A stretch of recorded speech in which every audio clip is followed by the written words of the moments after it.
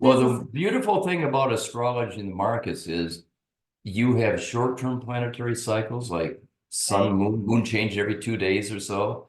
The Yeah. sun change every 30 days. And you get long-term investment cycles with astrology. I mean, the aspects of Saturn to Uranus, probably the most consistent cycle there is with crashes in the stock market or all-time highs or lows and reversals. I mean, big Right. things happen with Saturn Uranus, which is one of the longer term cycles. But if you want to be a day trader, you just look at the sun moon combination. They change every 2.5 days, and they do have some of them have very strong correlations to highs or lows or just reversals. So you can use astrology for market timing, whatever level of a trader or investor you want to be. It helps.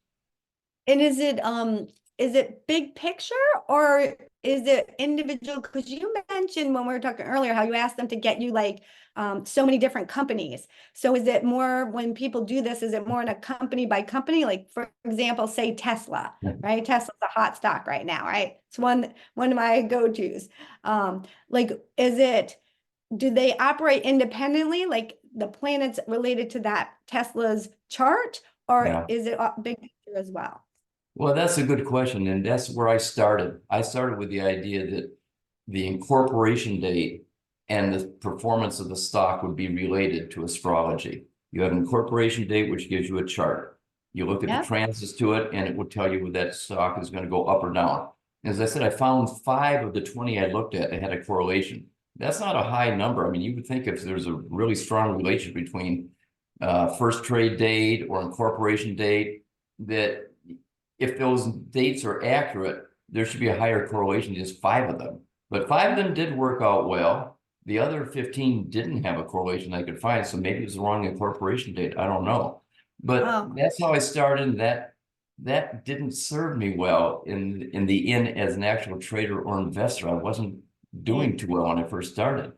But when I Mhm. got into um, um, to transits, dealing with human psychology all over the world. You know, the fact is that tensions or principles or dynamics, they increase into an aspect and they peak and then Right, they recede. right. That had more to do with the correlation of market timing to astrology and financial markets than looking at the charts of the corporations. For me, I mean, I Right. found that Okay. to be very, very accurate. I mean, we're talking like 80% now instead of 25% in my experience. And my experience Yeah. might be different than other people. So I Yeah. don't do individual companies and I don't look at individual companies' charts anymore. I look at the psychology of the world and how that market or that stock is trending into an aspect that I think is important. And then figuring that's going to be a turning point. If it's going up, it's going to turn down. If it's going down, it's going to turn up.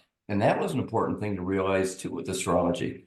It's not a trend study. It's not going to tell you the trend. It's going to tell you reversals of the trend, interruptions of the trend. And Oh, that became very powerful as a market timing tool for traders. And so that's where I got my niche. right. I'm a market timer for traders, even though I find these are very useful for investments too, because you got long-term cycles. And the older I get, the more I'm interested in investment, just basing a position that I believe in and waiting for the Yeah. long-term cycle to manifest and adding on or getting out at that time. So in answer to your question, I feel it's the transits to one another that deal with human psychology and awareness of what's going on in the mundane world that leads to the in the culmination of a trend and the reversal of a trend. And that's the true value of astrology with financial markets.